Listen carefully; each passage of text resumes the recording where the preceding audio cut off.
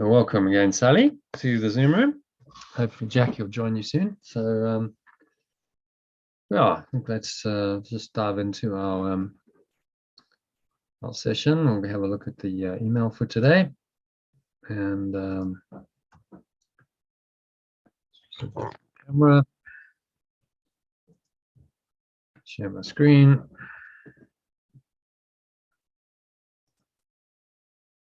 Okay, and bring up the email for you. Okay, share screen. All right. So can you see that? Yeah. Okay, you want to read the quote? If you're not guided by God, you'll be guided by something or someone else. Oh, a guy called Eric Liddell said that. Have you seen Chariots of Fire? Yeah, I was just listening to the music that you sent. Yeah. Yeah. Oh, nice. It's a very, very inspiring story. Again, sort of sport theme. Interesting.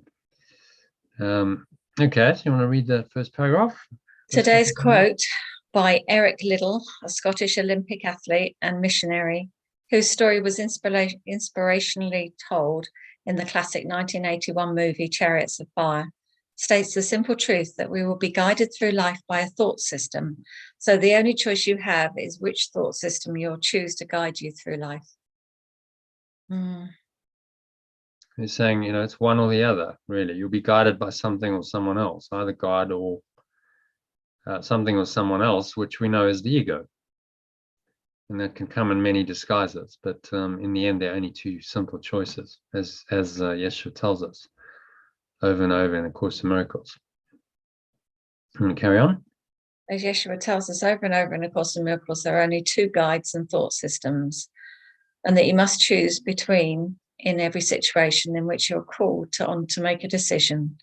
Fear coming from the ego or belief in separation, and love coming from God, or in alternative AOLG language, pure formless awareness of perfect love, the remembrance of which he calls the Holy Spirit in the Course in Miracles, and we call the remembrance of perfect love. Yeah, it was very handy yesterday when you were talking about, was it me or you? I don't know.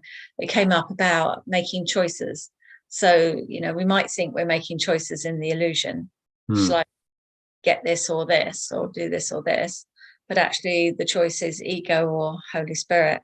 And that was a really clarifying statement. It's the illusion of choice in this world. Is just that, an illusion. So you think, well, if I do this, that's going to be a better choice. But all roads, all pathways in the illusion lead to one end, and that's your death.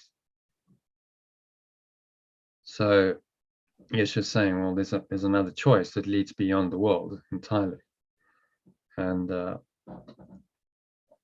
choice is then to go there, to go home, to heaven, or to stay in this world and keep being in the domain of choice. And see, choice is an illusion. There is no choice in heaven. It's just one reality. There's nothing to choose between. So here we face with the illusion of choice. And he's saying, well, within that illusion of choice, make the one choice consistently that matters. And that's between the truth and the illusion, not between illusions. Make the one choice to leave the illusion behind, to let go of all illusions and find the truth. That's the only real choice you can ever make. Yeah. But when you're looking for an answer and you're trying to work through an issue, I hadn't acknowledged that it is a case of I need to move out of ego into spirit. I hadn't actually put it into those words. So yeah. Okay. Oh, it just shows you, the more you work at this, you just get these new insights that clarify things, and it's putting it into words rather than just doing it blindly without really realizing what I'm doing. Makes sense to me anyway. Oh, well, that's the main thing. And it's in the end, it's a feeling. The choice. You might say, well, how do you choose eternity? Well, it comes down to letting go. You can't directly choose it. You've got to let go of your attachment to what's false, to time and space. That's how you choose it. So forgiveness is the choice for eternity. It's the choice to go home.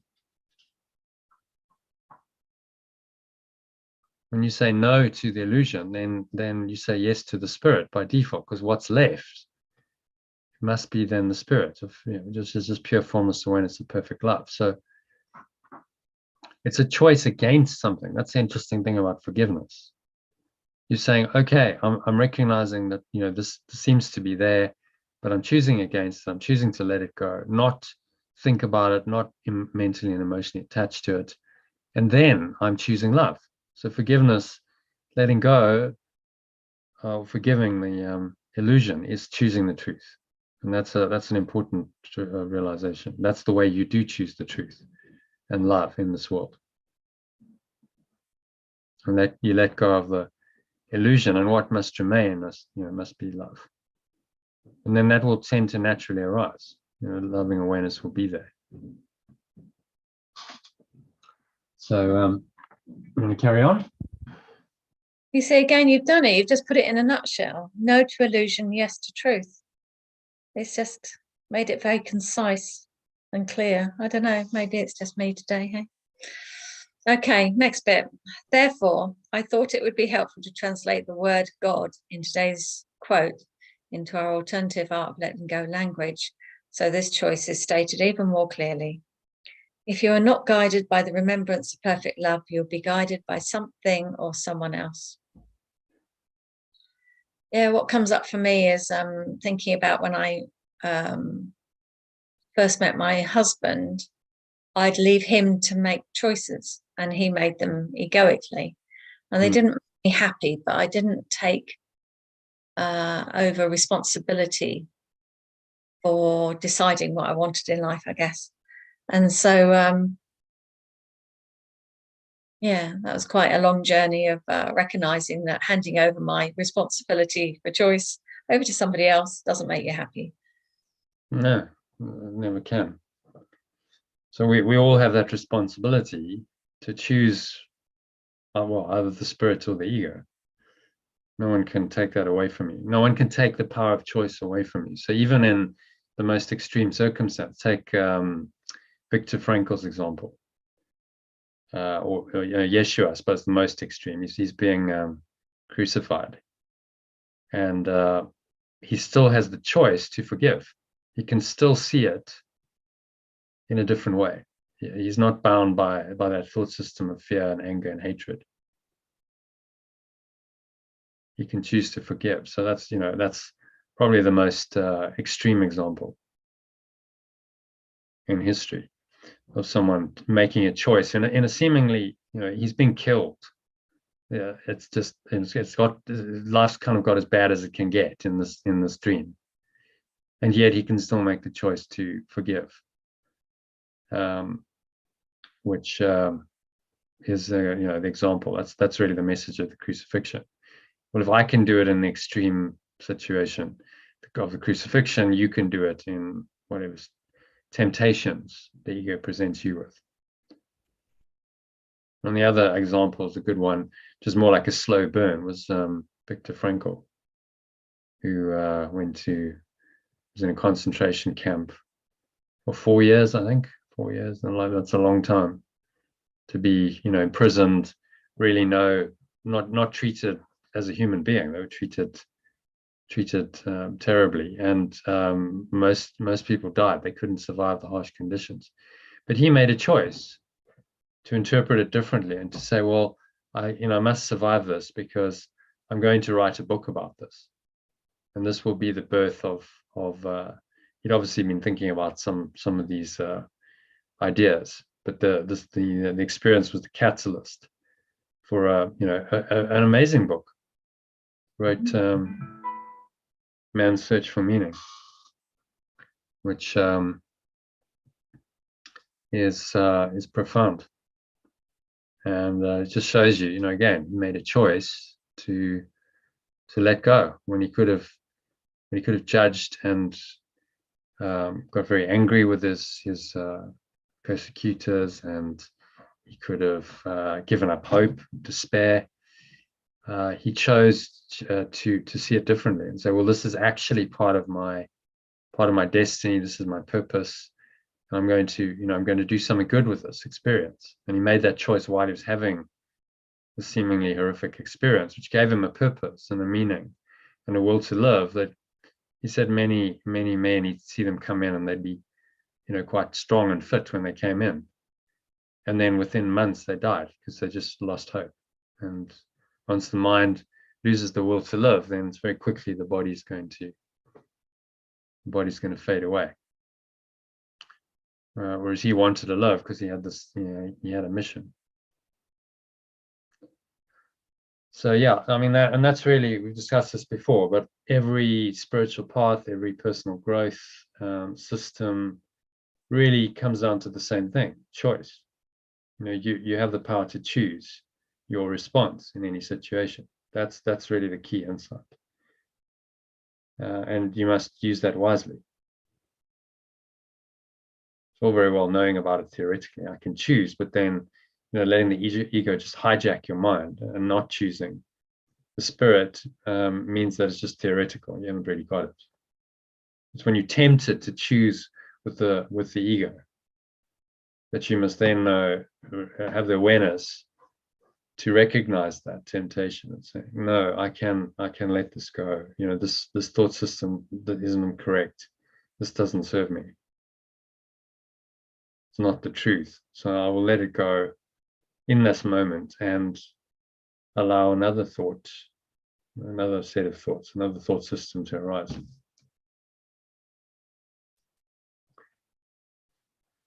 Okay, so if you're not guided by the remembrance of perfect love is the translated version. Instead of God, remembrance of perfect love, you will be guided by something or someone else. So it's that memory in our minds, that residual memory of a perfect love, perfect oneness, pure formless awareness, which we call the Holy Spirit, that then becomes our guide, because that can interpret everything in the dream, reinterpret everything in the dream for us.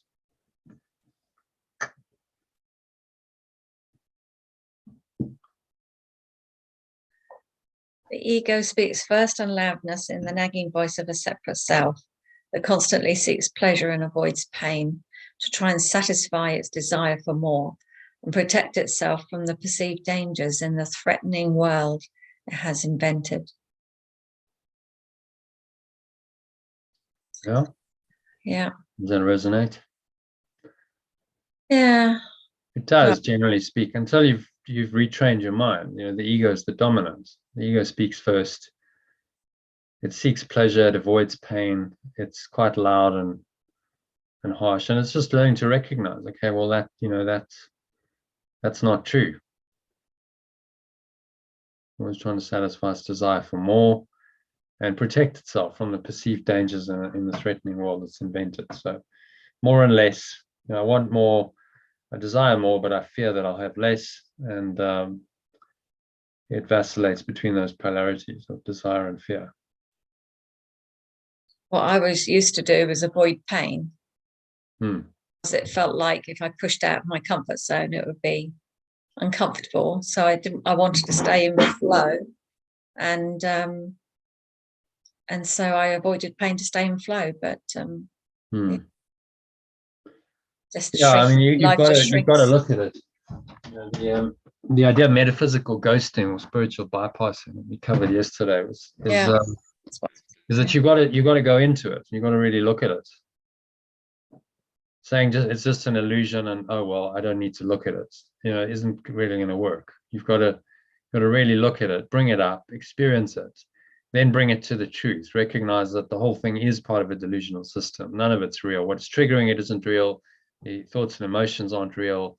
It's part of a thought system that's unreal. And then let it go and find a deeper awareness. And then you've undone a core belief. Hi, Jackie. Hello. Welcome. Just in time to read a paragraph if you want. Therefore, desire and fear. Therefore, desire and fear are two primary emotions that are seemingly powerful motivating forces in this world. They drive billions of people every day to work, to earn money, to buy things they think will give them pleasure, boost their fragile self-esteem, and keep them safe, so they account for most of the world's gross domestic product. Hmm. You've just been shopping. Yeah, don't get much there. Think about what motivates you and others mostly. Desire. I want something. So why do I buy it? Because I want it. Desire. Fear. I buy something because I'm fearing something, and I buy something to prevent something from happening. And those are the forces that drive us. And marketers know this, and they play to these. And this is what drives the world economy: desire and fear. So people say, "Oh, the spiritual stuff's a bit woo, and let's live in the so-called real world." These are the forces that drive the economics. They drive the mechanistic, seeming external world. So it's important to understand them, and marketers do understand them. The people who know how to pull the strings, they very much do. I mean, look at what happened with COVID. Just see if I can bring. There was no doubt there was a design to that. Do you people, if you play play to their fear. Where is that? I'm sorry, I was looking for the. I thought it was there, but I'll just open it here. If you play to their fear, you can get people to do almost anything. Desire and fear, they'll do almost anything if they're fearful enough or they desire enough. So people in charge who want to manipulate know that, and they can create systems that play to that. The COVID, the whole COVID thing was a classic example of a fear-based system, and it got people to do what they wanted them to do: take a vaccine. And then as soon as that's been done, interesting, no more controls. Isn't that interesting? They all just disappeared. Okay, well, now no one's bothered with masks or social distancing or so like, what happened to all that then? So you got to look at the program and go, okay, so I see how the world works, and I'm not going to be a slave to it. So I realize what it is. Map of consciousness. That was what I was looking for. I don't know why it's done that. Sometimes it does that for whatever reason. Okay, so map of consciousness. There you go. Desire and fear, which are fairly low vibrational energies, 100, 125. So you're still very much in negative consciousness, and they're life destructive. Which so there's no accident that we have an economy driven by that, and then we're destroying the planet. That's because it's a negative, life destructive energy when you're in that. They buy things to make themselves feel better, don't they? Or to seemingly keep themselves safe. None of that really works. But it's endless. The ego just says, okay, well, if that didn't work, buy something else, and you keep on the hedonic treadmill of desire and fear, and that's very far removed from these higher levels of consciousness, like acceptance, understanding, forgiveness, love. You're never going to find them at the level of fear and desire. But that's the program, the social program that we're all born into. Well, it's recognizing that all of that is just energy in the body, and actually you can do some form of forgiveness process or release, as we do, and get over those driving forces. That drive to do something, make yourself feel better, release. Yeah, you can let the go low of self-esteem or the anger emotion, or whatever it is. You don't feel the same drive, but people don't understand how to do that. I think it's obviously some of these techniques are getting out there now, but it's very much on the periphery rather than mainstream. Yeah, no one teaches you as a child, teenager, to let go, to forgive.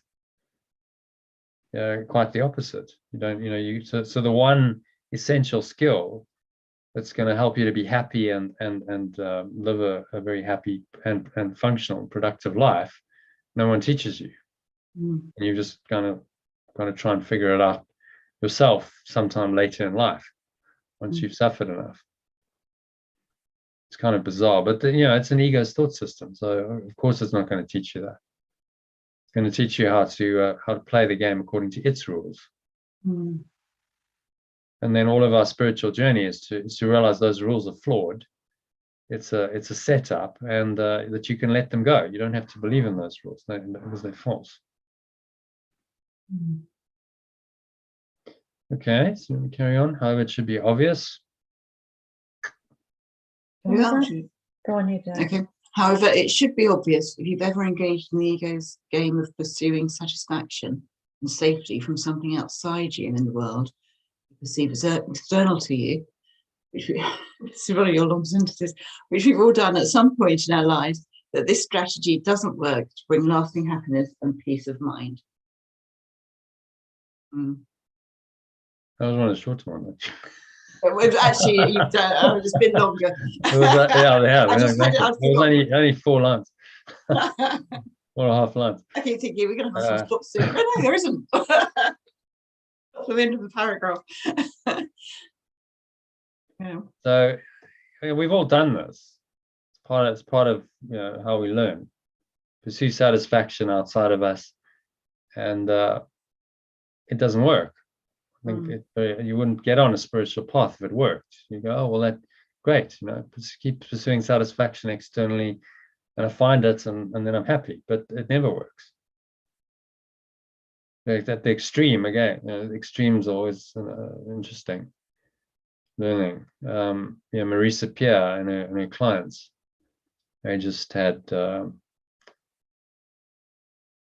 all this money, and they'd succeeded really well, and everything seemed to be great, and yet no, they weren't happy. They had everything the world could give them, and they're still not happy. In fact, more unhappy than most people who have much less. And it shows you that thought system doesn't work. And she just had to teach them that you're enough. You are enough as you are. So simple. You don't need to desire anything. Gave them a simple affirmation: I am enough as I am right now. I don't need anything else. So that simple realization would absolutely change the world economy if people just accepted that. I'm enough as I am. I don't need to seek outside of myself. A whole load of things that just wouldn't exist anymore. Most products and services you don't really need. Buying a whole lot of stuff you don't really need. You need some bare essentials to live. But most of the stuff that's been invented, people don't really need. It's based on fear and desire. Okay.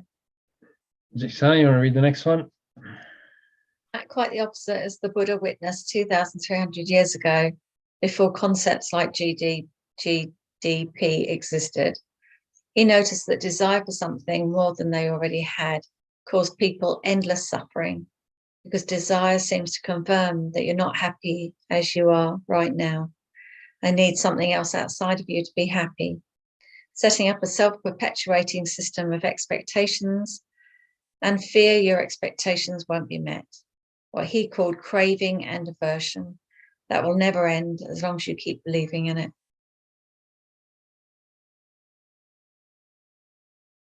Okay, thoughts on that? We've Yeah. looked at it before, but Just happens in subtle ways, doesn't it? Just I hear people say, "Oh, I just need that," or "I just want that." As though there's always something in their life that they're needing, and once they've got that, then they need something else, and they need something else. Yeah, it's just endless, isn't it?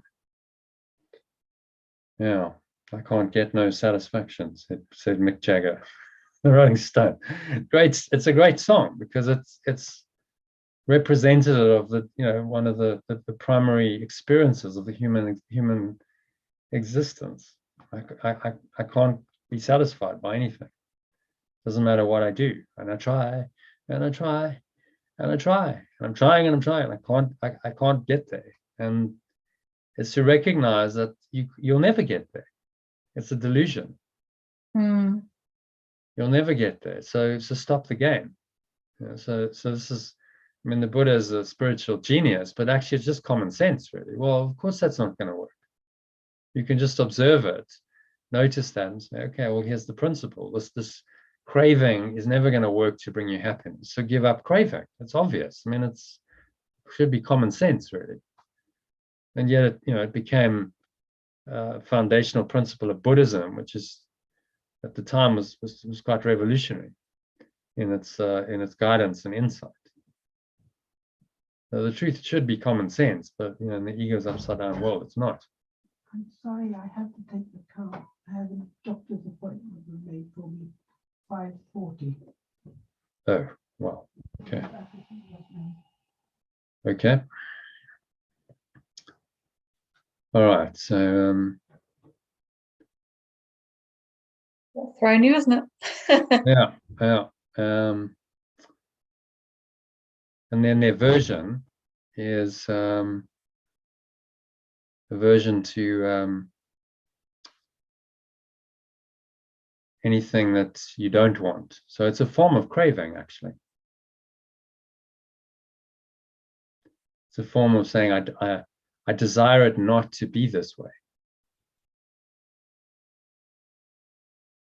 which is another form of craving. And that, again, that unsettles you. And so and Yeshua calls it idle wishes and grievances. So idle wishes and grievances are co-makers, he says, partners in picturing the world you see.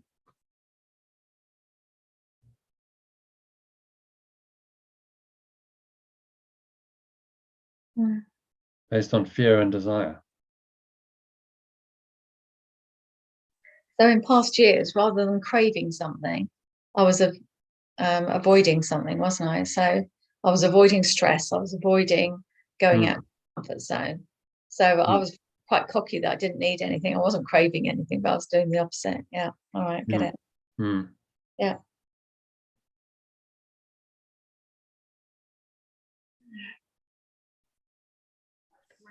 Craving and aversion. Okay. So it's to let go of all of that and just find the awareness beyond it.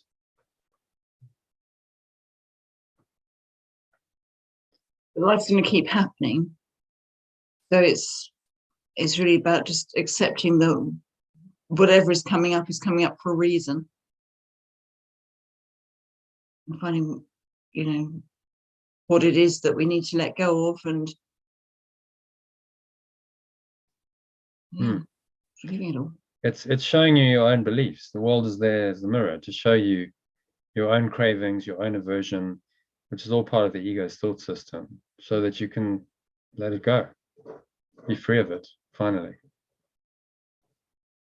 Realize that it's not going to end until I stop believing it. It's my own belief, or letting go of that belief, that makes the difference. And that, again, comes down to choice. What am I choosing? What do I choose to believe? So if you believe in and you're guided by this thought system, craving and aversion, you'll be what's known as a consumer in modern economic terms, consumed by your own desire, always seeking to satisfy it through external means that usually involve buying something. And you're programmed to be a consumer. The world wants you to do that because it feeds the ego's thought system.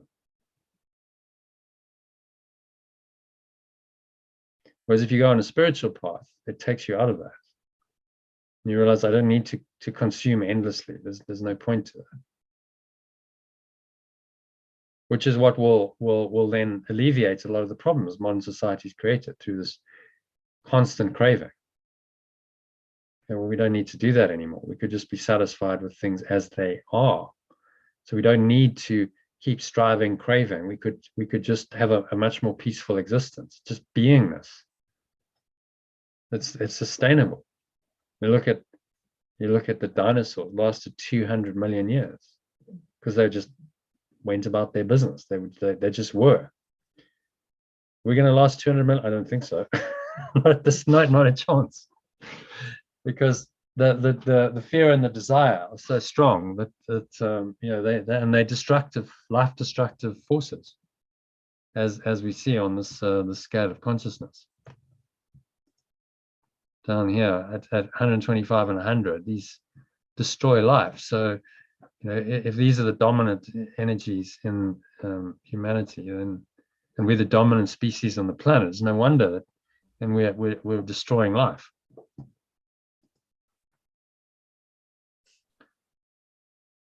Okay, so as Yesha points out, illness is some form of external searching, Turn the light on. right from the text. Yeah. Oh, Yeah.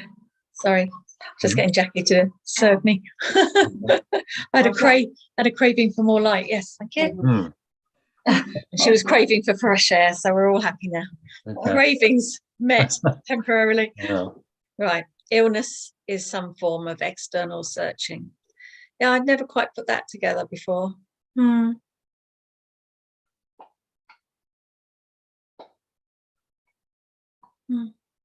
All illness is some form of external searching. It's quite a statement.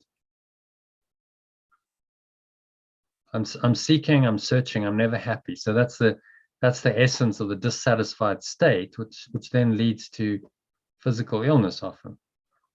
It starts with mental illness. All mental illness is some form of external searching. And of course, that's symbolized by money. How do we search? Well, we have to have money to enable that search. So money symbolizes this constant needing, searching for something outside of ourselves, which we can buy with the stuff we call money, which is purely an invention of the mind, just another construct of this really matrix. You start looking at it as a system of thought, a thought system, as Yesha calls it, and you can see how it's constructed out of fear, desire, and then you get the externals. So if we look at this, let's have a look. See at the externalities of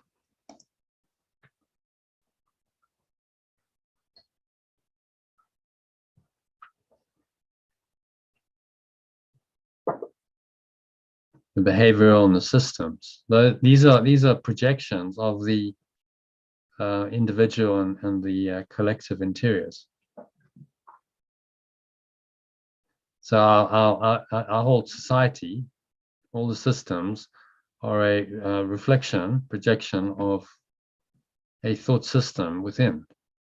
If it's based on craving and desire and aversion and these life-destructive energies, then the structure, the processes, the rules, they're not going to make sense. They're going to be life-destructive. It becomes the matrix that enslaves us, the external projection of an imprisoned mind, which then feeds back to us that, well, these beliefs are true, tends to reinforce the beliefs, and then we get caught up in this matrix as individuals. We give our power away to the system, and we now become a slave to the system, and we forget that we have the power of choice, that we don't have to believe in all of this if we don't choose to. And awakening is just recognizing, yes, I can choose. I can make different choices. They're not always easy choices in this world because you're going up against a thought system, but they can be made. And even the most extreme situations we're talking about before you came on, like Yeshua being crucified or Viktor Frankl's experience in a concentration camp, you still have a choice to go within and choose how you're going to respond to this apparent harming of your body, enslavement of your body. You don't have to believe it.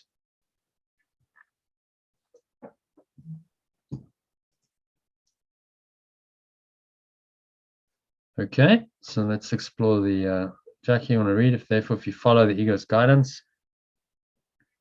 Therefore, if you follow the ego's guidance by constantly seeking for satisfaction outside yourself, not only will you be mentally ill, you'll also be wide open to being manipulated to make decisions that aren't really your own by clever marketers who know how to play on your desire and fear with their carefully crafted messages. These manipulative forces in society are that something or someone else, Eric Liddell refers to in today's quote, that your ego accepts as being part of itself, when in truth, they are completely opposed to the self that God or love created.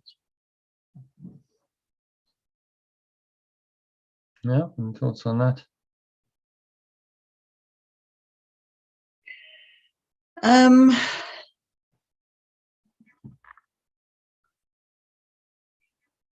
Yeah, well, you know, it's true, but I also think you can enjoy. I mean, I was feeling a bit sort of all over the place earlier just because of something I've been dealing with. And I just went up into the town and literally just had some carrot cake and a coffee and walked through the park full of lights. And it's all external stuff, but that lifted my mood and, you know, then lifted the vibration. I probably could have done it with sitting here with meditation or what have you, but I wasn't looking to fix anything, but just perhaps focusing on something more positive. You know, it was all the Christmas lights are out. It was all a different experience. You could say that's, you know, all the lights trying to get people into town to spend money, but it didn't feel like that. It felt like a positive. Well, were you in the now? That's the question. Yeah. As you enter the now, did you find that there was a sense of flow? It wasn't really the carrot cake and the coffee that made you happy.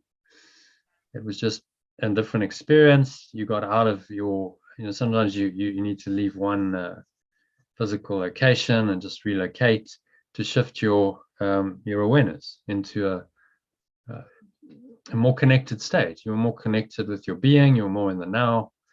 Yeah. You perceived everything in a clearer way. Yeah. Just observing, you know, enjoying without presumably any negative interpretation. So then that's like a meditation. You just, you know, you've changed your location. You've gone outside. But are you seeking outside of yourself for the satisfaction? Were you, or was it actually pointing you to the connection with your, you know, a deeper sense of self, who you really are, and being in the now? Yeah, it felt like, yeah, it was connected. Yeah, I did feel present than I had been when I was dealing with the stuff I was dealing with. So it was good to get out, connect with the environment, connect with, you know, people out there who were kind and helpful. And I mean, I'm not saying they're not here, of course they are, but it was just a different environment, and it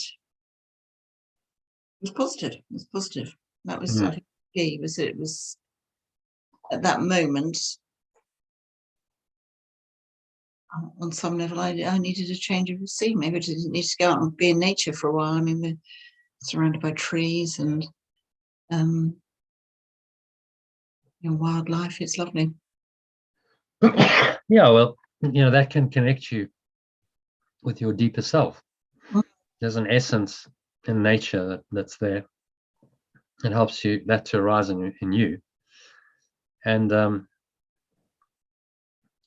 go outside of this craving, seeking mentality and into a more of a state of wholeness. I'm aware, I'm experiencing things. Perceptions are coming in, but it's all being experienced in a peaceful way, like flowing peaceful way that's enjoyable. So is it really the outside stuff that's enjoyable, or is it your state of mind interpreting the outside stuff as enjoyable? Yeah, and you see things differently. I was sitting in a cafe listening to my Elton John music on the sound system and watching this flock of birds circling, and they were doing it almost in time to the music, and it just felt that, you know, if I hadn't been very present, I probably wouldn't even have noticed that. Yeah. But um, Oh. And So, it was- you know, that was a deeper state of awareness for you, which connected you more with your source, and then it lifts your mood because you're accessing the source of your true awareness, which is the source of life. Which doesn't know about depression and sadness, and because you I'm, can you know, do that in the most ordinary experiences, sitting in a coffee shop, walking in town. well, that's the joy of having come to a new town as I have, because Hmm. there are no memories here for me. So there's no past. I Hmm. don't know how long I'll be here, so I'm not really planning a future. Hmm. I am naturally present, which I, you know, Hmm. unless I'm doing something on my computer connected to the old life. Hmm. And it's very healing, obviously, because your mind isn't in the past or the future. So yeah, it feels easy, but it feels like it's meant to be. They've got, I've just taken some photos actually. I think I mentioned this before. They've got the words enlightened projected on the side of the castle, and then in neon lights in the middle of the park. Yeah. Yeah, it feels. It was like walking back. I mean, that's the name of the light show they've got going on in the park. And then walking Yeah. down through this little avenue of trees, with all the trees with multicolored lights and white bird cages. I thought, gosh, if this were in a film, you'd think that this was some kind of Shangri-La that you'd been transported to. It was just amazing. Hmm. Yeah. So, you know, you can enjoy all the experiences without attachment. That's the thing. No craving, no expectation, no fear that it's not going to be there. Just, okay, I'm here now. So what's arising? I'm present. The experience comes, it's going to pass away, but while I'm in it, it's enjoyable. Without any grasping, seeking, without attachment. You know, this is really the essence of these teachings. Be in the world, but not of the world, said Yeshua. Lao Tzu called it the Wu Wei. It's the way of the Tao. Just being guided, being in the flow, and without expectation and desire, because that's your own ego coming in and trying to now manipulate and control that reality and say, no, this reality is not good enough. It's got to be something better. Or, you know, I like this, but it's going to be so sad because after Christmas it's all going to be over and we have January and it's all going to be miserable again. You know, these kinds of, that's just your ego's attempt to come in and control it with its own twisted, distorted perceptions of reality, and prevent you from just being in awareness and just perceiving it from that fundamental awareness without egoic judgment. So you still got sense perceptions coming in, but no egoic judgment. It's just like a blank slate. Nothing's coming in without the interpretive function of the ego. And it feels good. It feels peaceful. It's a restoration of your mind. You're going towards pure formless awareness of perfect love, which is completely beyond perception. But it's a step in that direction. So notice whenever you feel happy and joyful, notice that's what's behind it. It's not the external that's making you happy or joyful. It's your interpretation of it. And when you're happy and joyful, your mind isn't really thinking very much. It's just in a restful state. You can kind of flow with the experience, not too many thoughts, and it feels naturally enjoyable. It's a happy state. You know, we use these words to describe states that are really beyond words, but you could call it a happy state or an enjoyable state, or just you're quite contented. And so you start to notice, well, if I can be in that state, then life's okay. Everything's all right. So my job should be to get into that state. If I'm out of that state, I need to move back into it as quickly as I can. What's going to get you back into that state is forgiveness, or letting go of the obstacles that block you, that take you out of it, the expectations, the desires, and so on, that take you out of it.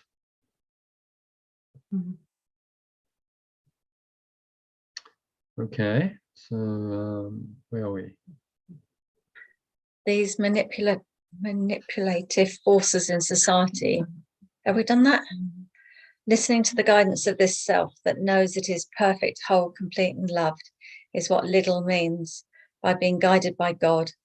By definition, your higher self doesn't believe in, and in fact can't even conceive of emotions like desire and fear, because it rests in peace and contentment, complete in its own perfect being, not needing or wanting anything else. So what came up for me was, I was thinking, well, maybe Jackie is or was pushing against doing the paperwork, which felt uncomfortable. So he wanted to run away from the paperwork. And then so by mentally, physically moving away, but then you're kind of mentally moving away, aren't you? You let it go. That is letting go. Yeah, it is. And then that feels better. And then peace comes in, and then you start seeing the birds and, choose to look after yourself and sit down and have a rest. And that's when it feels good again, doesn't it? Yeah, it does. Because you're accessing your, the truth, who you are, beingness. And that's the underlying essence, the underlying awareness behind all of your perceptions, in which all the perceptions now come into that awareness, and they're now being experienced in a peaceful way.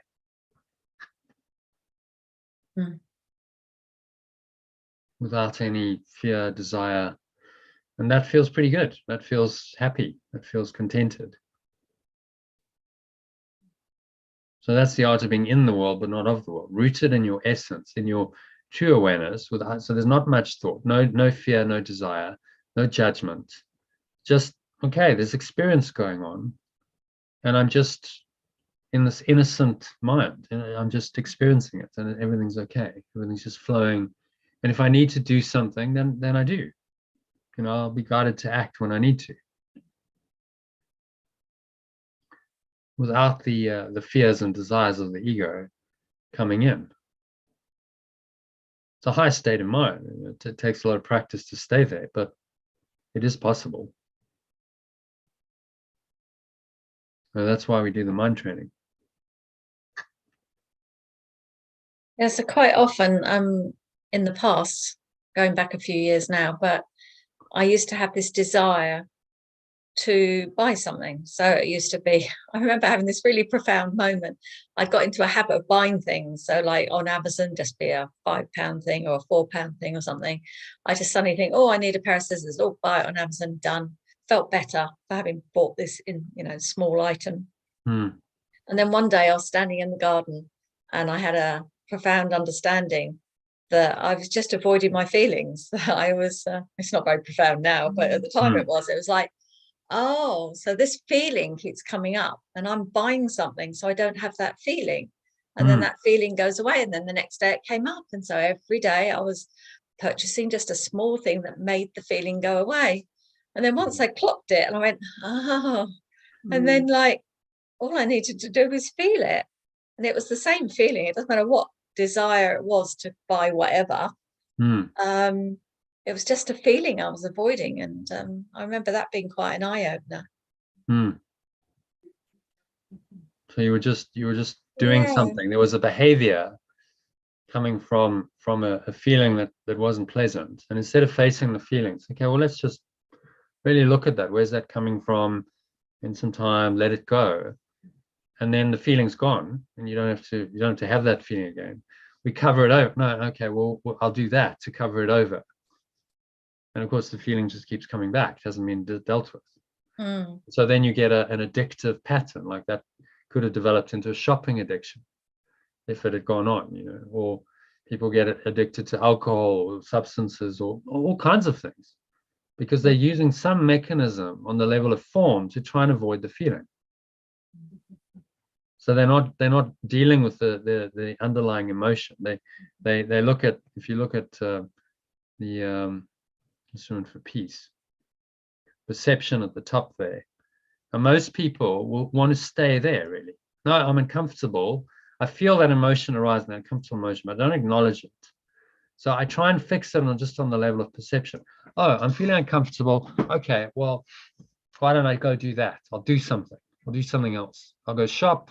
I'll go eat something. I'll take a substance. I'll watch TV. I'll zone out in some way to distract myself from the feeling which is arising, and I don't want to acknowledge the feeling. So it's kind of pushing into my consciousness, and I don't really want to recognize it and look at it and dig into it and say, okay, so let me feel that. What is that? Okay, so what's the thought behind it? Do inquiry into it. And then as soon as you do inquiry, you start digging into it and you see, okay, well, there's a thought behind it. What's the thought? Okay, belief. Well, what must I believe in order to have this feeling and this thought? And what do I desire to be? What am I desiring to be by having this feeling? And if you unpack it in that way, then you're not metaphysically ghosting over the top of it or just avoiding it. Most people avoid or deny, but the spiritual version of that, I just metaphysically ghost or spiritually bypass it. I don't want to look at the emotion and the thought and the belief and the desire. So I go, well, it's all an illusion, so I can just forget it. Okay, but the emotion it hasn't really been acknowledged, and it's still there. You know, you haven't really dealt with the thought and the emotion and the belief underlying it. You haven't dealt with the core belief. So of course it's going to keep happening. It's coming from your subconscious until you're willing to go through a process like this one, Instrument for Peace, or another letting go process to get to the core of it and release it. And then there's a fundamental change because you've gone through it. You've gone through the darkness to the light. You've realized, but that's really a delusion. And I'm desiring here to be a separate self. I don't want to be a separate self anymore. I want to be one self. Oh, okay. So now I choose oneness. I choose my true awareness. Okay, I can't be a victim anymore. It's not possible. I can't be a victim of the situation. My victim thoughts of thinking I'm unfairly treated, being angry and resentful, the emotion that goes with it. You know, none of that's true if I'm oneself. So my perception then changes of the situation. I can't be in that same perception that I was of feeling unfairly treated and a victim. You know, as an example, I realized, you know, I'm responsible, and actually, I can choose to be happy right now, irrespective of what's happened. I mean, it sounds really simple, doesn't it? Actually, it's just a change of mind. But, you know, to actually do it requires that you go through these levels and you really get to the very core of your mind, which is, do I want to be a separate self, human, or do I want to be the one self, which is eternal? And behind every decision, that's the one decision. Which self do I choose to be? See, which self do I identify with? The miracle is when you change your mind and you decide to be the one self, the Christ self.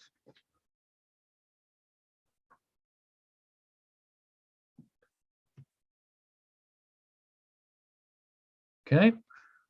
Mm. Next paragraph. Yeah. Being aware of your true self. Yeah. Being aware of your true self and letting this higher awareness interpret all your experiences in this world gives you what's called an internal locus of control, makes you feel independent, which are fancy psychological terms for not caring about what other people think you should be saying or doing. Yeah. Internal locus of control. You've already heard that. Field independent. So it means that although you're in the field of perception, you're not buying into the general, the collective field. If you look at this, you're not buying into collective culture, the systems. You think for yourself. You're able to have different thoughts, different thoughts and emotions. Mm-hmm. And so you can't be controlled by the matrix. The thought system, the dominant thought system can no longer really affect you, influence you. You might perceive it still, but you don't believe in it. So,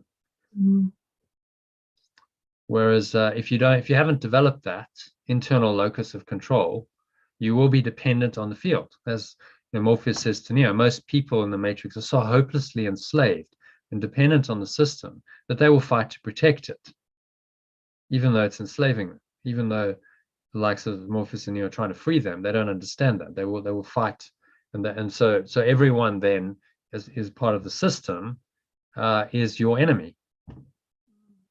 Now, we don't want to think in those terms, but you got to recognize that it's the ego's thought system. So it's not a thought system you can agree with.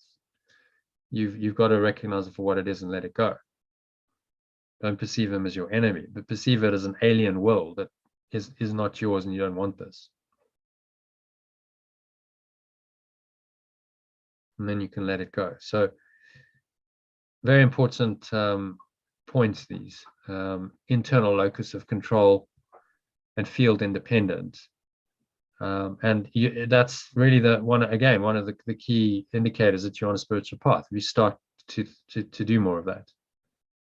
Be internally oriented. No one can control you and tell you what to do, and independent of the field. So you're an outlier. You stand out from society. You're on the fringes.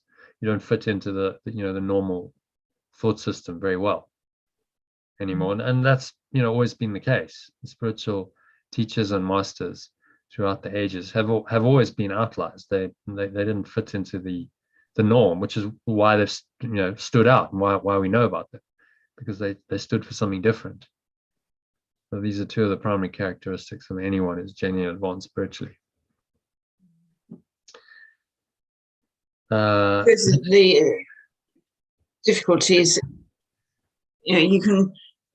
you could say, well, I don't believe in the mainstream view, COVID being one example, but you could also then get wrapped up in another set of views. I mean, if it's one thing if you know this teacher, equivalent teachers, there's a choice between the separate self and the higher self. But it's very easy, when the whole COVID narrative was going on, there was a lot of alternative stuff, which may or may not have been true, who knows? But people bought into that as an alternative. So that's still, I guess, although it's not buying into the mainstream and what we're being told by the government, it's not really the same as having that internal locus of control, is it? It's just adopting a different. Well, it's another choice within the illusion. We talked about this before you came on. Okay. The choice within the dream. Choices within the illusion are not really choices. So I choose to believe that COVID is, caused by a virus, or I choose to believe that COVID is not, and it's a bacteria, or I choose to believe that it's all a fake. You got to recognize that all of that is happening within the construct of the ego. So none of it's ultimately true. The Holy Spirit's choice is simply somebody says none of it's real. There is no COVID. There are no bodies dying. There is no COVID, whether it's seemingly caused by a virus or whether the vaccine works or not. It's all part of an illusory construct that doesn't even exist. So the Holy Spirit's choice is between the truth and the illusion, not between illusions. Yeah, but that's interesting. I've always thought it's the choice is between love and fear, but I guess that is the same thing, isn't it? Love is the truth and fear is the illusion. Yeah. You can feel loving at times. Yeah. And I mean, some of those alternative perceptions of the COVID thing, were very fearful. Well, they're out to get us, conspiracy theories. So it's still a fear base, even though you're not in the mainstream. It's now almost the aversion to the mainstream, and you're still caught up in duality. There's still fear there. You're still making it real. In fact, some of these conspiracy theorists made it very real. It's all very fearful, and New World Order is coming, and this is the start, and they're going to control us. And I mean, what a fearful story to have created. And we don't know whether it's true or not. We don't know. Maybe it is. Maybe it is. Maybe that's happening, and there is this massive global conspiracy. But even if on the level of form that is happening, the Holy Spirit just says, well, it doesn't matter because it's all illusion. You still have one choice you can make, to let go of it all and accept only the truth of perfect love, or believe in the illusion. However that's playing out, and that's the choice we all face. So what made people like the Buddha, Lao Tzu, and Socrates and Yeshua stand out was that they made a choice, the only choice they really could make, and they realized what that choice was. It was the choice between the realities. between the truth and the illusion. They realized that the choosing within the dream world didn't really do anything. You know, Socrates is what was actually Plato's cave analogy, but Socrates was the kind of lead character. He was the philosopher who was waking up in the cave and realizing that a choice between the images on the screen on the cave was not really a choice. It doesn't matter what the images do. You could make the images jump up and down and manipulate them and think that that was choice, but actually it was all part of the same false, you know, projection. And it was only when you turned around and you went to the light outside the cave that you came into true reality. So that cave analogy demonstrates it quite well, that they had an understanding of this, you know, highest choice for another reality beyond all illusions. Mhm.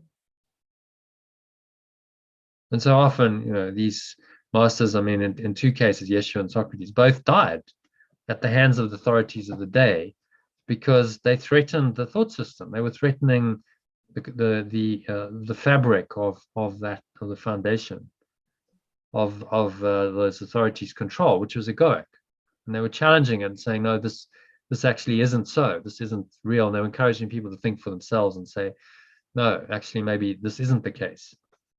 Maybe we don't have to, you know, believe in this. Maybe there's an alternative. And so, of course, you know, if you're invested in the ego, that's very threatening. And then the ego being what it is, it'll just say, well, just kill. You know, kill the person who's doing this. Just like it tried to destroy God, it's going to try and destroy God's messengers. Mhm. But it didn't really matter to either of them. You know, they were in a high enough state of mind that it didn't really concern them too much because they realized they weren't bodies.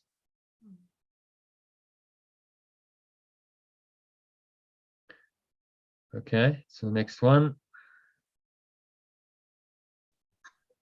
Which one are we on? Are you starting to see why the forces?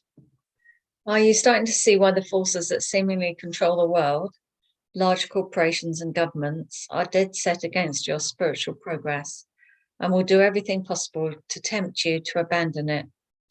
Their power depends on your mind believing in the ego's thought system, because without your belief in the ego, they would have no power over you. And if no one believed in the ego, their control system based on it would collapse entirely.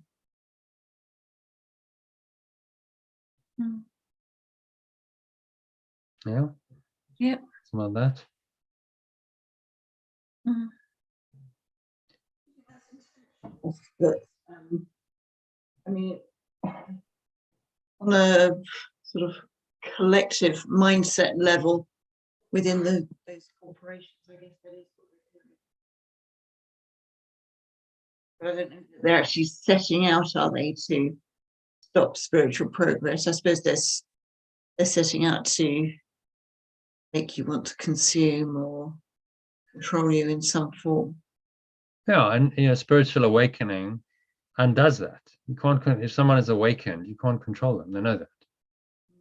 So you know, there's definitely a system that does not like spiritual awakening, and will encourage you to, you know, well, no, that stuff's, you know, that stuff's just woo woo. It's not for me. You know, I want to be practical, real world, and just engage in, you know, in the ego's thought system. Because that keeps you under its control. The ego's only motivation is control. Control your mind so you can keep thinking it's believing in its thought system, so that it's hosted. It's an entity that just wants an existence in your mind. I mean, that's, you know, that's what's actually going on. The actors that play it out, you know, the authorities and so on, they're just playing out the ego. What's really going on is the ego wants your mind, wants to control your mind. And it has various mechanisms and systems that's developed to try and do that. And so you have to be very, you know, in field independent of that. Realize, no, I'm going to stand against that. I must make a stand for truth against illusion, and you know, choose to let this go. Otherwise, there's there's no hope. I'm lost in the dream world. So, you know, the authorities, I mean, nothing's really changed. people who, you know, control these systems are not pro spiritual awakening. They find it very threatening. And so, although we live in a world now where we can have these discussions, fortunately, and, you know, no one's going to put you in prison or kill you or something, in most countries. It's still, there's a contrary system that's trying to really hijack your attention. They do it in subtle ways. It's through things like the news and the media, social media, you know, bombarding you with images of you know, what's to be feared and desired on screens all over the place. You know, that's now what it comes down to. Do you believe that whole story or not? So you still have the, you know, the power of choice. The power of decision is your own. Lesson 152. And you must choose between the self that God created you to be and the illusion of a separate self doomed to continuously crave satisfaction outside of itself and fear that its expectations won't be fulfilled for all its dissatisfying days until it dies. So it's not a very good picture, is it, really? when you look at it that way. But, you know, that Yeshua's saying, well, you got to look at it. That's what the ego is. Would you want to choose that over perfect love?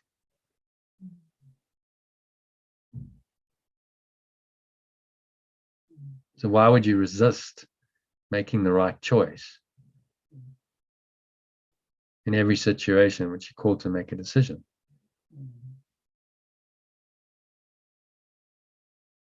Why do we resist making the right choice?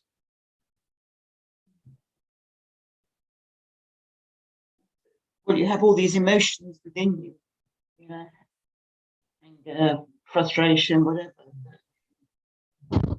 Make it. Really, what you're doing is you're valuing your special, separate ego identity over your true self. Well, that is what the ego is. Yeah.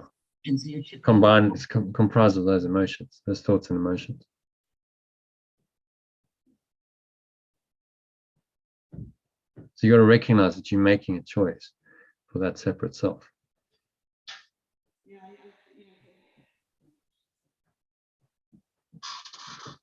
Situation for 20 years. She's very keen to describe herself as being a fighter. You think, well, that's probably not helping you. No, But it's a self-concept. It's identity that has appeal, I suppose. You know, I'm not determination not to give something up lightly, but in fact, giving it up would be the answer. Hmm. I know, she's looking at me.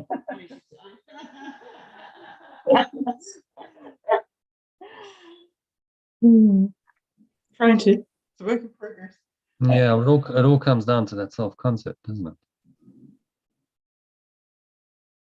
It's to see that the self-concept plays itself out in the desires and the fears and the expectations and the judgments. So, you know, letting go of those makes up the self-concept that blocks your true self. Yeah. Which is why you have to keep letting go. Yeah. So you don't have to become your true self. You just have to let go of what's not you. That's, you know, that's the simple truth. It's already you. Just let go of what's covering it over. Chip away at, you know, the idea of the Michelangelo sculpture, and just chip away at what's not you, and then what reveals itself is truly you. Eternal love, peace, and joy.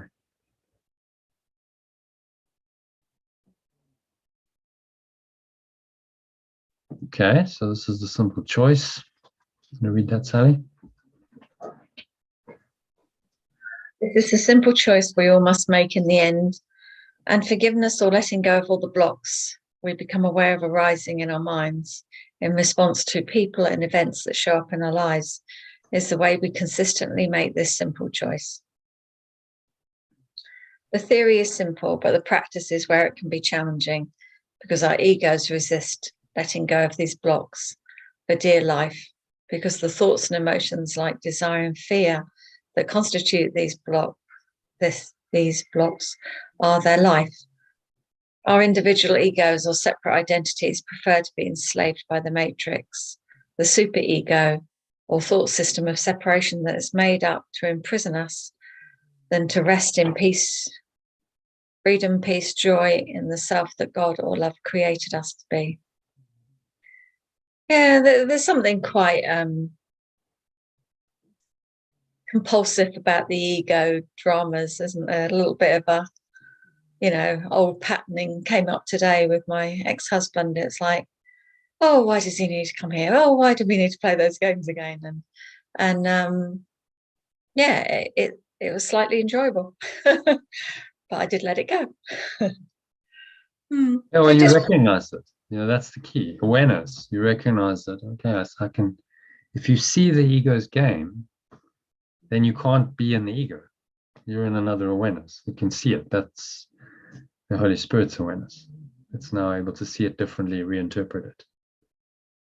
So Yeshua's not saying you're not going to be tempted and the ego won't come up. So no, well, that is what's going to happen over and over. That's why you need forgiveness. Because when it does happen, this is what you're going to do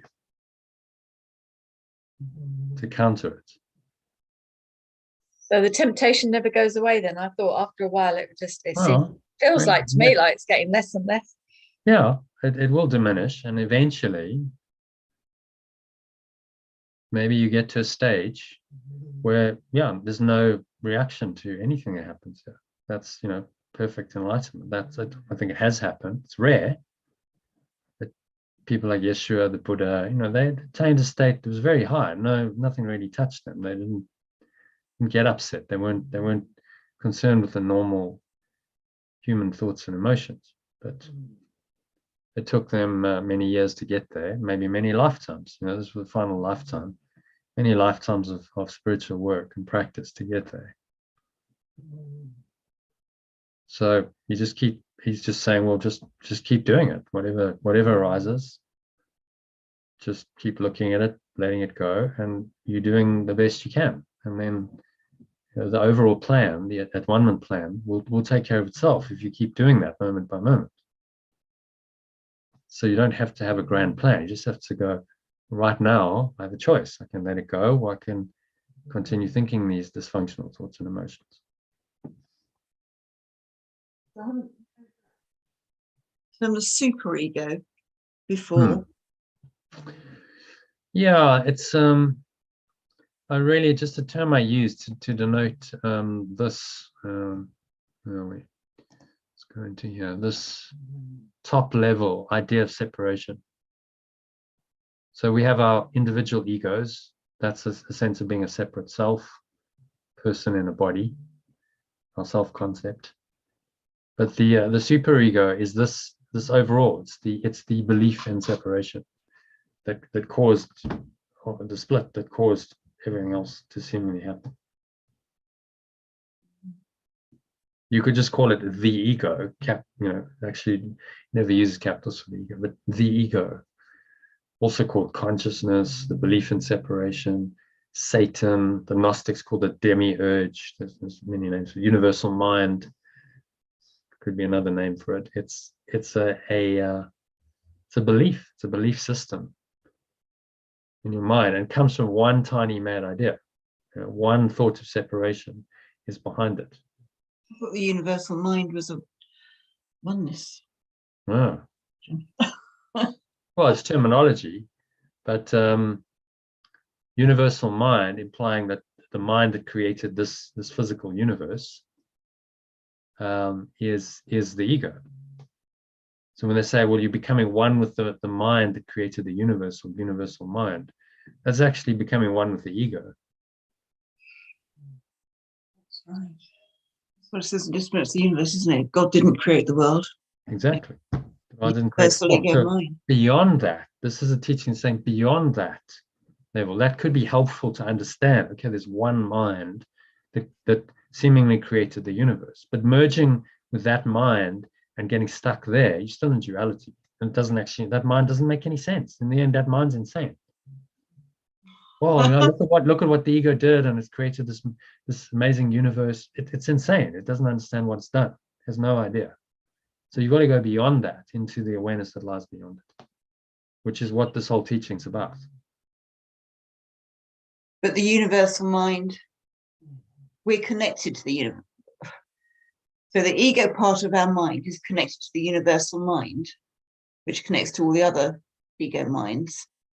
Beyond that is God, the experience of oneness. Yeah, there's no sense of separation. In pure formless awareness, perfect love, which is God, there is no separation at all. No idea of separation exists there.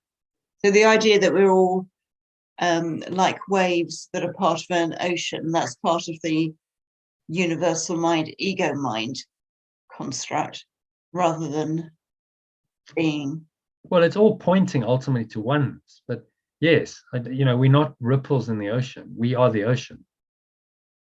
We are the whole thing. There's various analogies. Ripples in the ocean, sunbeams from the sun. And, I've heard teachers, like Eckhart, saying, well, the ripple is not quite the ocean. Or the sunbeam is not quite the sun. It's an emanation, but it isn't the sun. But that's still, you've got a separation there, haven't you?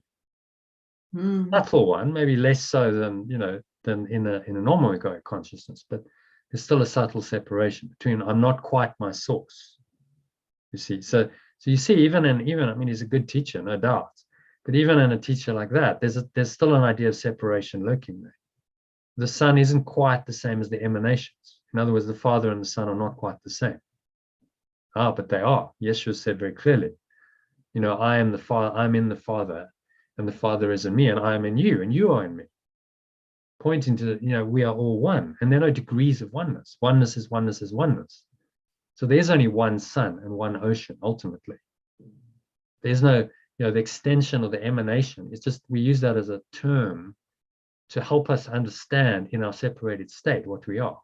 I'm an extension of oneness. Okay, well, that starts to connect me with the idea of oneness. But actually, you are the whole of it.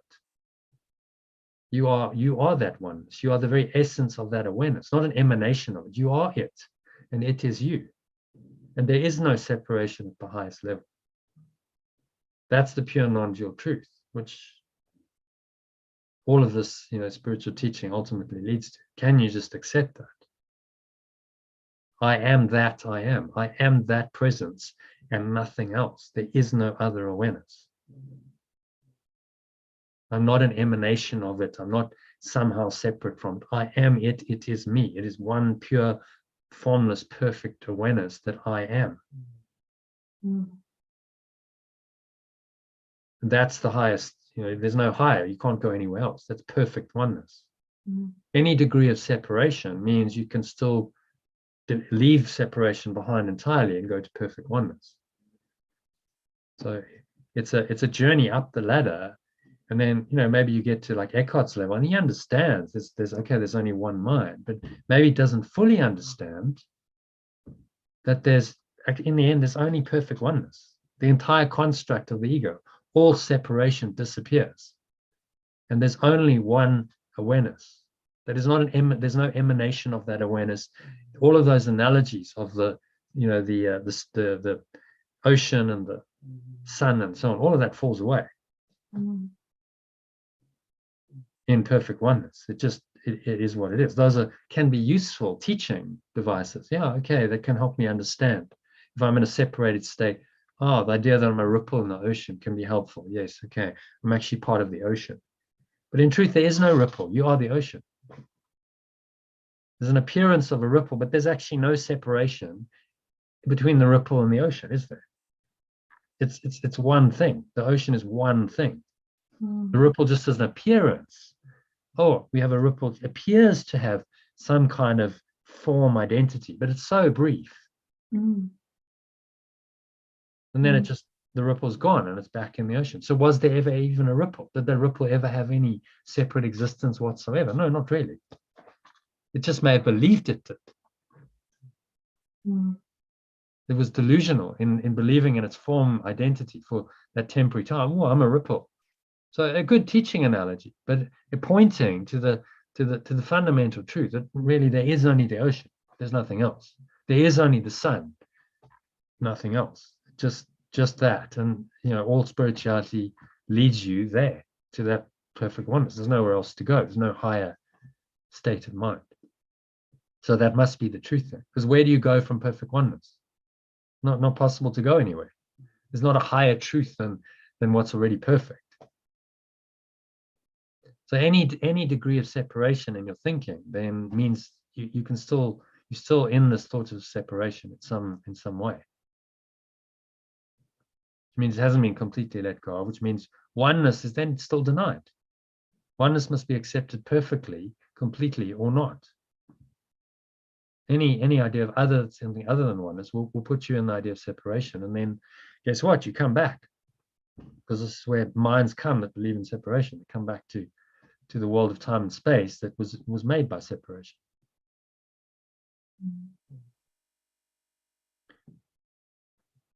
Okay, so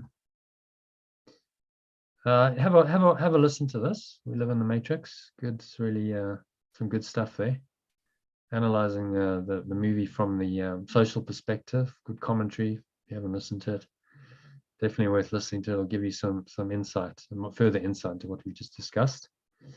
Is Right that from, now, where's that commentary, this little video from? Is that yours or is that somebody else's? no, it's just it's a YouTube video. Oh, okay. Loads of these. The only way to do it is to automate it. Um, What Zapier allows us to we do don't is want connect ads, to our please. customers' Shopify store We don't want. or feedback we get basically from social media and start tying our So, own proof or our own self. Yeah, it's just What is the easiest way to make money another ad. online using your knowledge in 2022? Okay, we're going to stop that. Yeah, it's just it's a clip made by some organization who they give commentary on the Matrix, but very interesting. Got all the references, like what, if you've watched the movie, it talks about the philosophical references, got references to books in there and philosophers, and so it's actually a teaching movie, and you can really go deep into philosophy by understanding what they're saying. So it kind of unpacks that in about 25 minutes. Definitely worth a watch. Sounds good. Okay, so let's have a look quickly at I've got to go at 6, so let's have a look at today's lesson, lesson 317.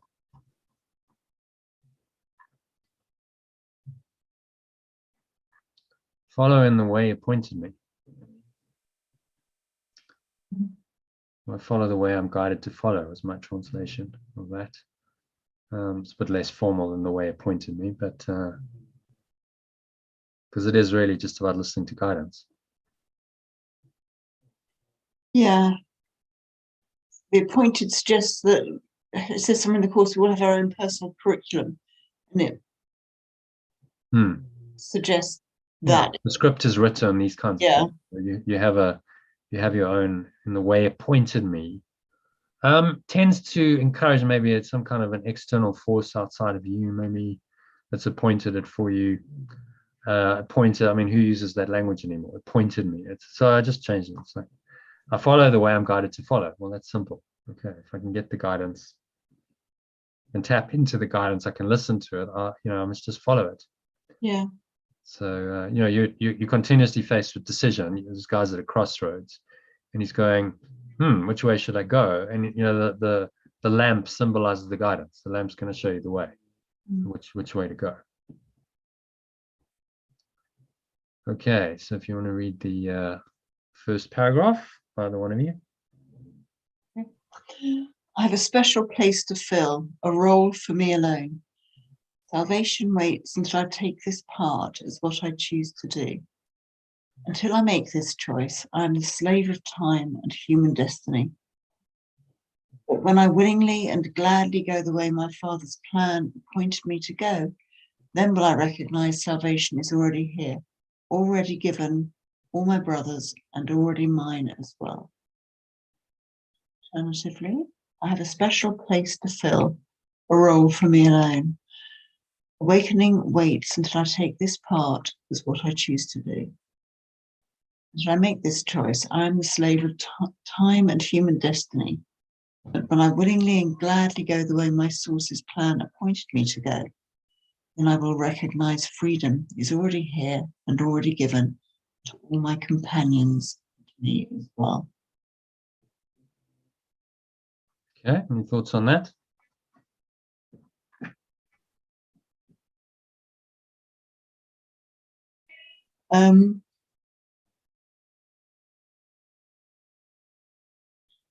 Well, it's as it says, you know, there is a divine plan for each of us, and we have no choice really but to accept that, although we can resist it. What is it? It says somewhere at the beginning of the course that the curriculum is obligatory, only the time it takes you to complete it is optional. Yeah, that's the introduction. Yeah. Yeah, so that seems to fit with this. So not deciding to go the way that spirit is leading you keeps you in time, keeps you on the hamster wheel.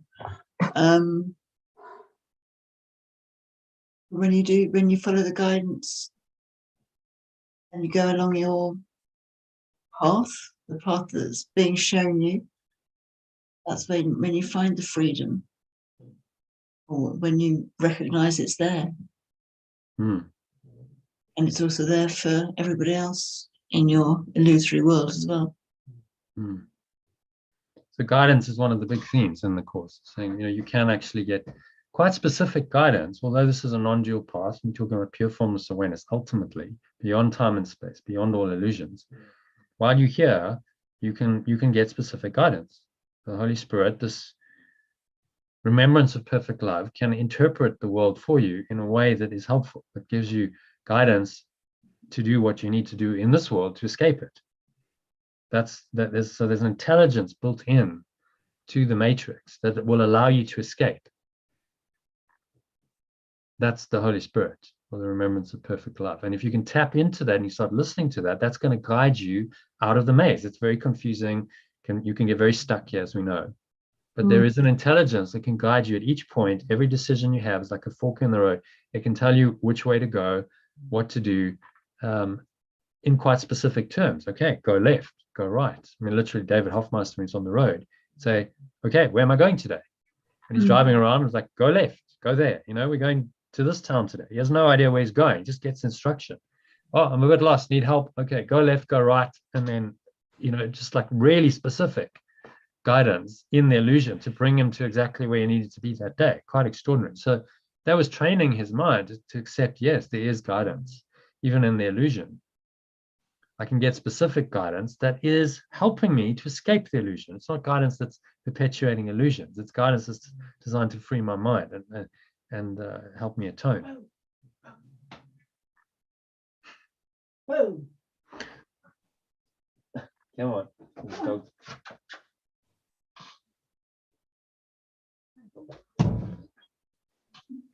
Little pug dog, very sweet. Yeah, he has. So, okay, paragraph 2.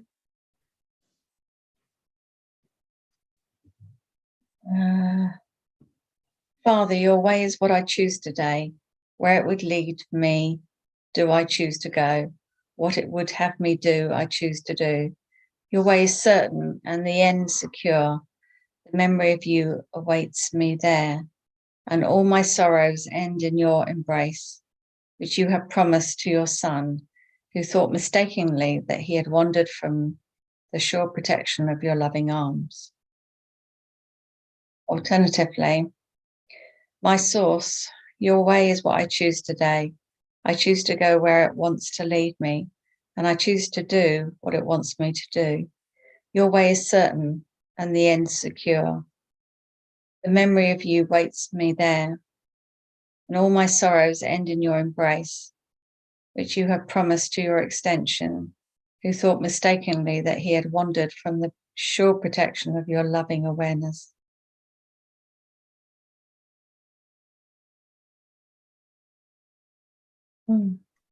Yeah, thoughts and feelings about that? This feels very gentle, soft, loving. I like these prayers. You know, he's inviting you through the prayer to enter into the state of awareness. So there's a bit of teaching there in the first one, and then he goes, okay, well, let's personalize it. so that I can have the experience of it in the prayer.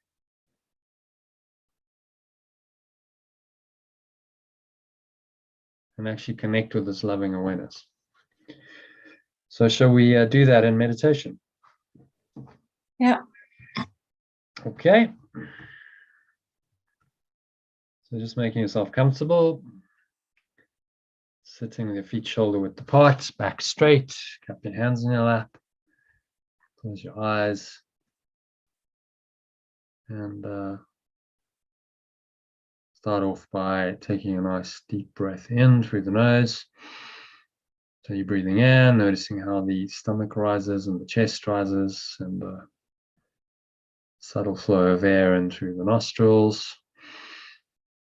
Clenching the sphincter muscle, it's the muscle used to contract the flow of urine. Squeeze that, lock the energy in, draw the energy up the spine into your heart center, putting one hand on your heart, connecting with your heart space.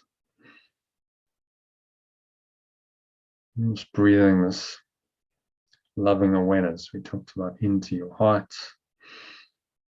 Draw it all the way up, spine into the crown of your head, pausing at the top of the inhale. So it's a maximal inhale breath.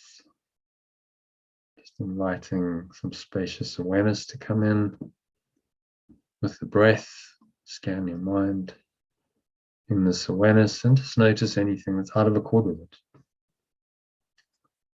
A little bit of frustration, some sadness, anger, depression, anxiety, fear, worry, and whatever else.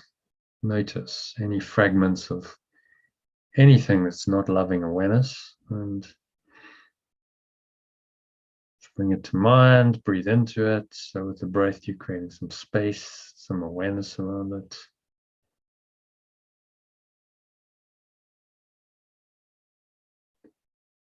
And now you're just going to choose to let it go by saying, I just follow in the way it pointed me. Or if you prefer, I follow the way I'm guided to follow in this situation. Usually these thoughts and emotions are triggered by a person, a situation. So exhale and just a sense of letting go. So the interesting thing is, the easy thing about the system of thought that Yeshua's giving us is all we have to do is let go of mental and emotional attachments. And that's the way we follow guidance. It's the way we follow the way we guided to follow. It really couldn't be simpler. And so just blow everything out, empty yourself completely, find this still pure formless awareness. Just breathing in and out through your nose, in and out through the nostrils. Just breathing in, breathing out. Stomach rises, the stomach falls.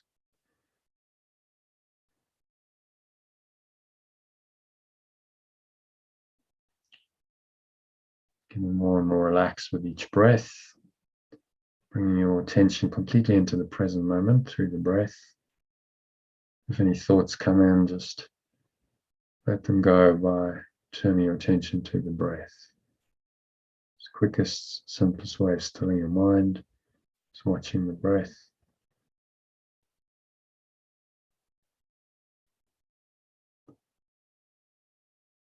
And so in this nice, calm, empty, open, receptive state, just accept these words, which are coming from the Holy Spirit. This is your guide, telling you the truth about guidance. And you can say these words in your mind after me, because I'm the first person. So say to yourself, I have a special place to fill, a role for me alone. Salvation or awakening waits until I take this part as what I choose to do. Until I make this choice, I am the slave of time and human destiny. But when I willingly and gladly go the way my source has planned, pointed me to go, then I will recognize freedom is already here and already given to all my companions and me as well. So just accept that. Breathe this freedom into every pore, every cell, every muscle of your body, every part of your mind, every fiber of your being is free, not sometime in the future or the past, but right now. Just claim this freedom now. Say this prayer to help you do that. So, say my Father or my source,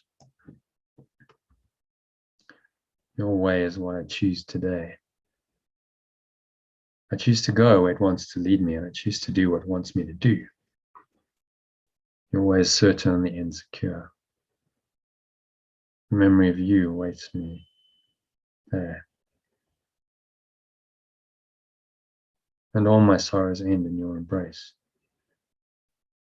which you have promised to your extension. You thought mistakenly that he had wandered from the sure protection of your loving arms or your loving awareness. So just a lovely pointer back into the loving awareness that we are. Just breathe this in to every pore, every cell of your body, every part of your mind, every fiber of your being is just breathing in the loving awareness that it is. You are in essence, in truth. And then there's nothing to do, just rest in this awareness. Nothing to do, nowhere to go, nothing else to say, just breathe, relax, be still, and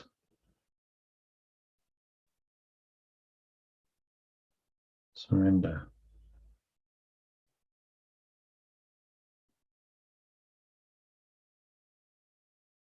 Into this quiet, still, calm place. This is the state of mind from which guidance comes. So a lot of people asking for guidance, I expect it straight away, but it doesn't work that way often. Simply have to be quiet, be still. And then in the stillness, guidance will arise. So right now, just completely still your mind, let go of everything else, just observe the breath flowing into the nostrils and out of the nostrils. Bring your mind completely into the present moment. You're not trying to do anything, not trying to meditate, trying to do anything. And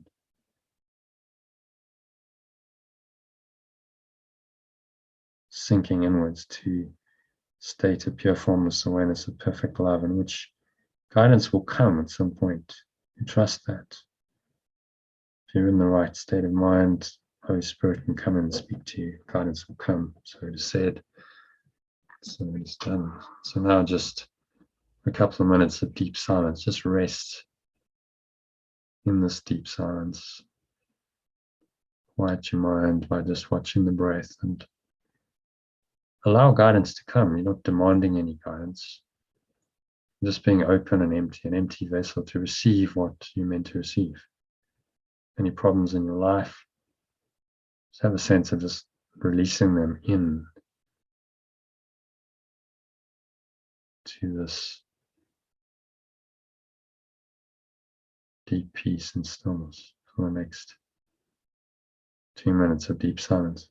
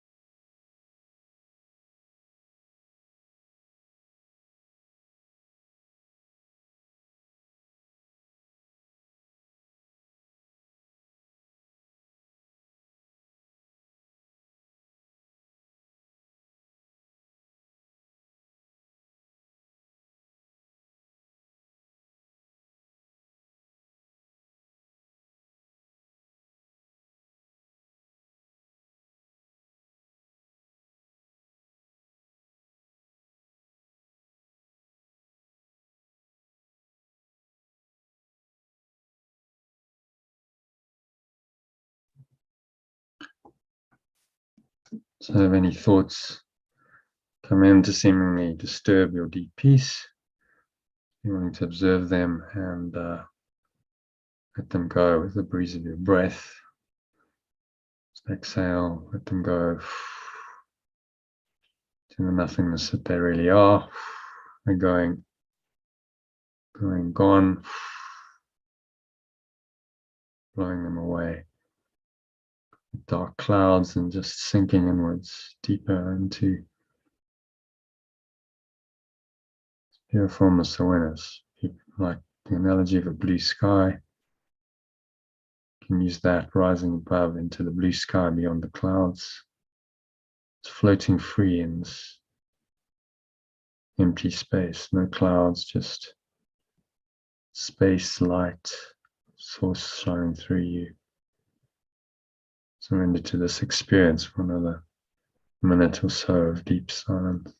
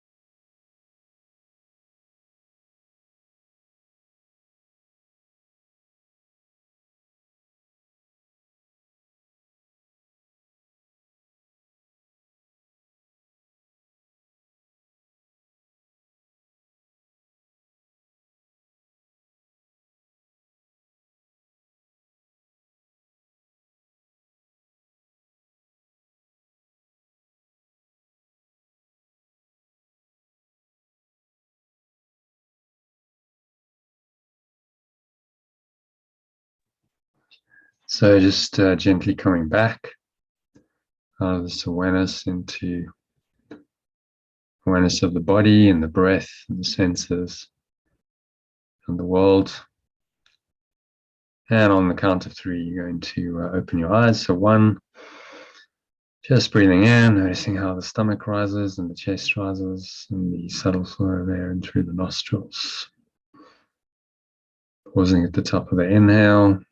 So scan your mind again, be aware of whatever's arising for you, thoughts, emotions, sensations, and just be willing to let them all go. So you exhale, blow it all out with the breeze of your breath into the nothingness that it really is. Pull the low stomach into the spine, expel the last remaining air out. And just the air flowing out, chest and the stomach suck back in. And just the weight of your body pressing down into the chair. The count of 2, most Feet touching the ground, notice what you're touching with your hands. Breathe in again, maybe there's a subtle smell in your nose, a taste in your mouth. Noticing all these things from a very still, calm, aware state without judgment. There can be no suffering, so just clear perception. Try and anchor that state in for the rest of the evening. It's going to perceive, even when you open your eyes, perceive from a very clear state of awareness. To help you do that, practice today's lesson frequently using the short breath break I sent you, just about 5 minutes, or some shorter, even shorter instructions to do it in under a minute. And ideally listen to one of the longer meditations, this recorded one or the earlier one, 25-minute one that includes the insert on what is the Last Judgment sometime this evening. That should keep you in this very peaceful, connected, flowing state in which guidance happens automatically. You don't have to really try for guidance. You just open yourself up and guidance you need will come. So it is said and so it is done. So now on the count of 3, open your eyes. Just take a minute to look around, anchor yourself back into this world. Visual sense is the most dominant, so you can use it to undo the ego as well as reinforce it. So just look at any object randomly for a few seconds and notice there's still this awareness that you connected quite deeply over the last 16 minutes or so, 17 minutes, still there, present, underlying that sense perception. Move on to something else, look at anything else. You don't have to name it or judge it or label it. You notice it's the same awareness, same peace, same awareness, and do it for a few more objects. And you notice that it's identical, nothing's really changed.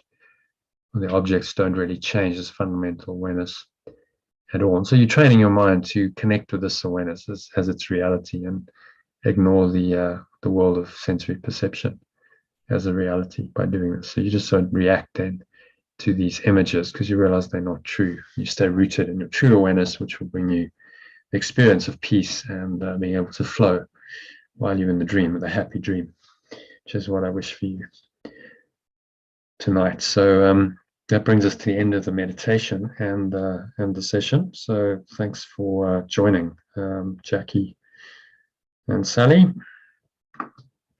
It's great. And I'll see you tomorrow, I hope. Shall we do a session tomorrow at later? Yeah, it's a good time Does to that start. work? Yeah, late. Let's say 5 o'clock. Yeah. Does it work? Yeah. That's good. Great. Yeah. 5 p.m. tomorrow. All right. Thank you, Johnny. See you then. Bye. Bye-bye. Have a lovely evening. Namaste.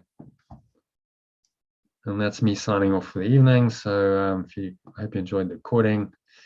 And if you want to join us tomorrow at 5 p.m. UK time, that's 7 p.m. South African time, 6 p.m. Central European time.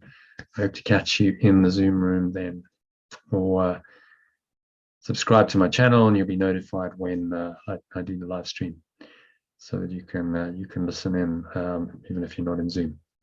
Okay, so thanks for listening and namaste, which means the truth in me acknowledges and honors that same truth in you.